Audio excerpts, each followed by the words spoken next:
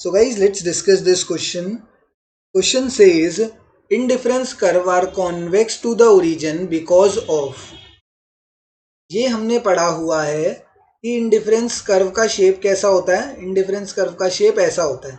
इसके बारे में अगर बात करें तो इसका शेप होता है downward sloping from left to right. जैसे जैसे लेफ्ट से राइट की तरफ जाते हैं डाउनवर्ड स्लोप करता रहता है and it is convex to the origin. Convex to the origin. What?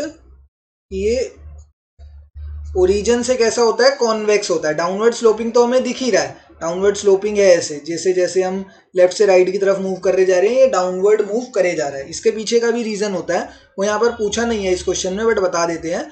ऐसा इसलिए होता है बिकॉज जैसे जैसे हम यहाँ पर ये गुड एक्स मान लेते हैं एंड गुड वाई इधर मान लेते हैं, जैसे जैसे हम गुड एक्स की कंजम्पशन को इंक्रीज करते हैं वैसे वैसे कंजम्पशन ऑफ वाई जो है वो कम होती जाती है.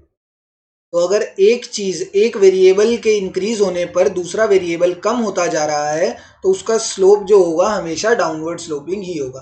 देखो जैसे जैसे हम ये एक्स है ना, एक्स की कंजम्पशन को इंक्रीज करे जा रहे हैं ऐसे ऐसे, वैसे ही वैसे वाई की कंजम्पशन क्या है, पहले यहाँ थी फिर यहाँ हो गई फिर यहाँ आ गई, वाई की कंजम्पशन डिक्रीज होती जा रही है.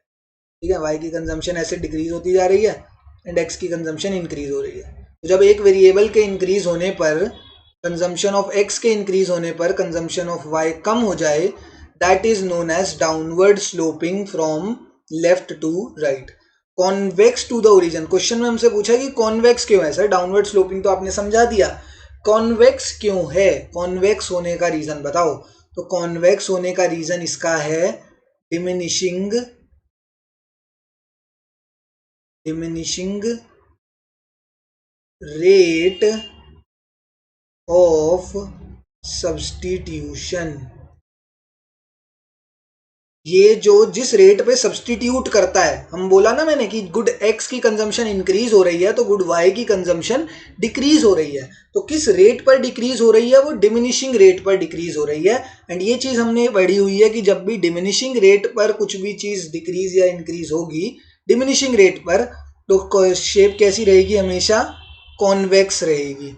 वहीं अगर इंक्रीजिंग रेट पर होती तो शेप कॉन्केव होती and constant rate of substitution होता तो शेप कैसी होती? कांस्टेंट स्ट्रेट लाइन होती. ठीक है, तो कॉन्वेक्स होने का रीजन सिंपल सा है डिमिनिशिंग एमआरएस. आगे कुछ जानने की जरूरत ही नहीं है.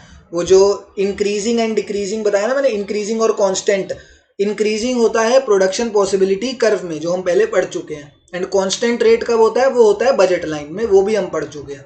तो वो दोनों की बात यहाँ पर नहीं है. यहाँ पर बात है इंडिफरेंस कर्व की जिसकी शेप होती है कॉन्वेक्स एंड उसका कारण होता है diminishing marginal rate of substitution, diminishing MRS जिसे बोलते हैं. Option number 2 is the correct answer here.